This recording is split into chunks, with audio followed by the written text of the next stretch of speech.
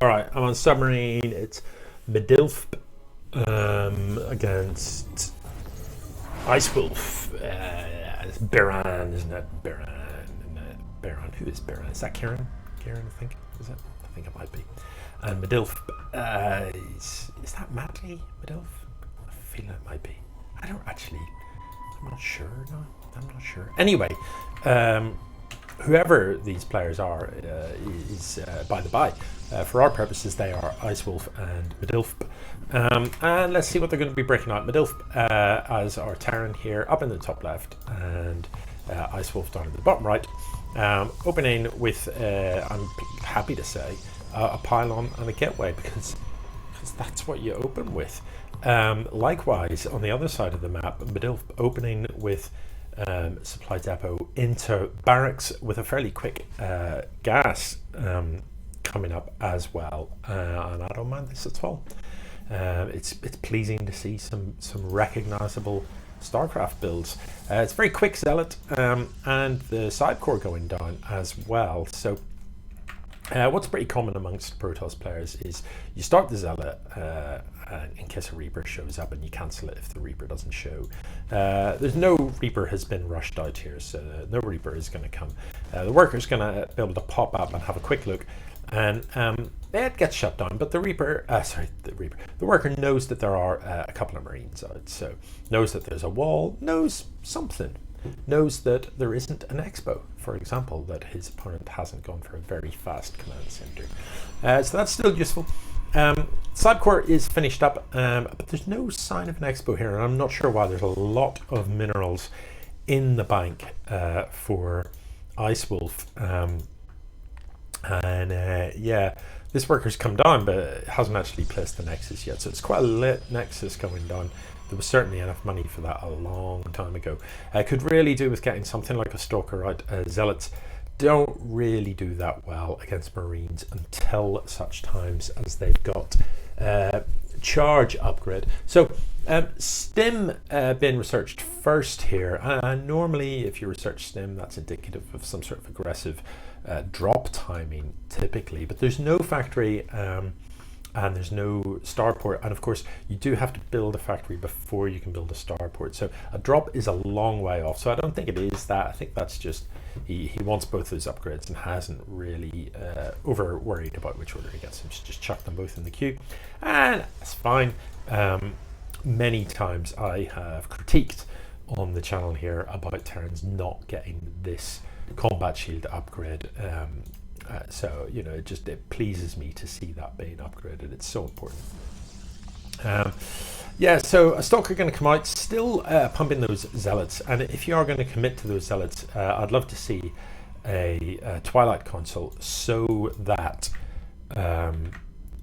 the charge upgrade can be researched. This Marine going to come in and have a quick look. I like that a lot. Why wouldn't you just send a Marine across the map just to see what's up? So Mdylfb sees that there's a couple of Void Rays up, and he's got to feel okay about that, because that's a lot of Marines, and Marines will trade very, very well against Void Rays if they can get under them.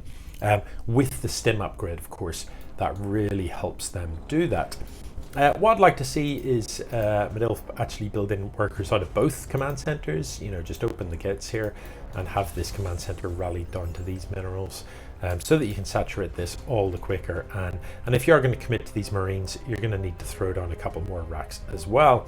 Ice Wolf, meanwhile, I don't know if he's gas blocked. I guess he is to an extent.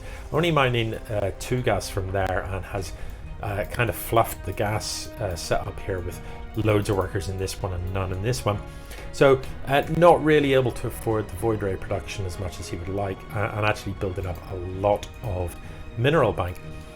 The racks here, I mean, I'm not really sure what the point of it is. You know, I wouldn't have minded seeing maybe a starport here and get, you know, medevac out and rendezvous with some Marines to drop into the main base. The